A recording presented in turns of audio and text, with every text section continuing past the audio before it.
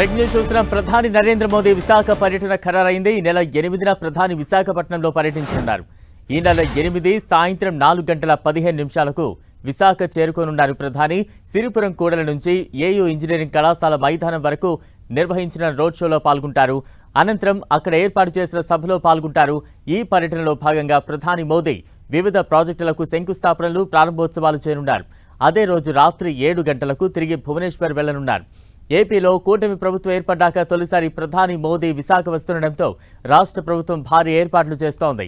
విశాఖలోని AU engineering కళాశాల మైదానంలో నిర్వహించే సభకు 1,70,000 మంది హాజరయ్యేలా ఏర్పాట్లు చేస్తోంది. మరోవైపు ఈ ఏర్పాట్లను పరిశీలించేందుకు మంత్రి నారా లోకేష్ ఇప్పటికే విశాఖకు చేరుకున్నారు. ప్రధాని పర్యటన ఏర్పాట్లపై కలెక్టరేట్లో అధికారులతో సమీక్ష నిర్వహిస్తున్నారు.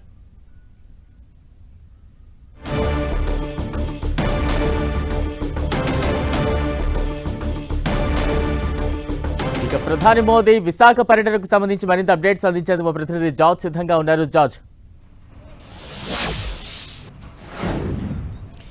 ఈ నెల 8వ తేదీన ప్రధానమంత్రి మోదీ విశాఖకు రానున్నారు.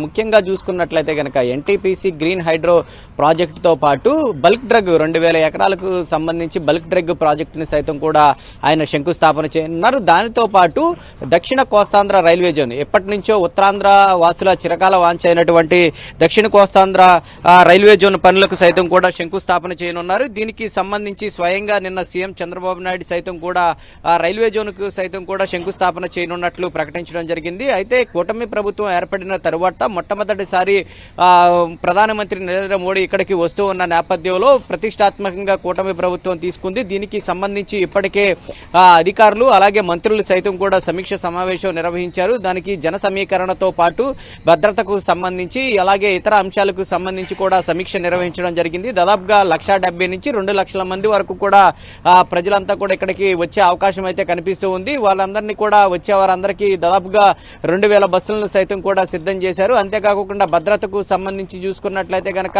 పటిష్టమైన భద్రతను సైతం కూడా ఏర్పాటు చేసేందుకు పోలీసులు సైతం కూడా కసరత్తు చేస్తూ ఉన్నారు. మరొక ముఖ్యంగా చూసుకున్నట్లయితే కనుక ఇప్పటికే 40 కమిటీలు సైతం కూడా ఏర్పాటు చేయడం జరిగింది. ప్రధానమంత్రి నరేంద్ర మోడీ పర్యటనలో విజయవంతం చేసేందుకు సైతం కూడా 40 కమిటీలు సైతం కూడా ఏర్పాటు చేశారు.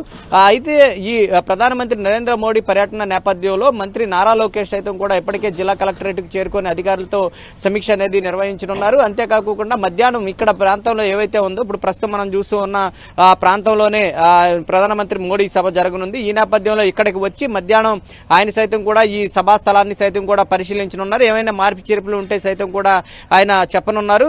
అయితే దాని తరువాత అక్కడికి సంబంధించి ఆయనకు స్వాగత ఏర్పాట్ల దగ్గర నుంచి ఇటు అనకాపల్లి, విశాఖ జిల్లాలో ఉన్న నాయకులందరితో కూడా టీడీపీ కార్యాలయంలో ఒక సమావేశం ఏర్పాటు చేయనున్నారు. ఆ సమావేశంలో ప్రధానమంత్రి నరేంద్ర మోడీకి ఏ విధంగా స్వాగత ఏర్పాట్లు చేయాలి అనే దాని మీద కూడా ఆయన ఈ రోజంతా కూడా బిజీగా అయితే గడపనున్నారు.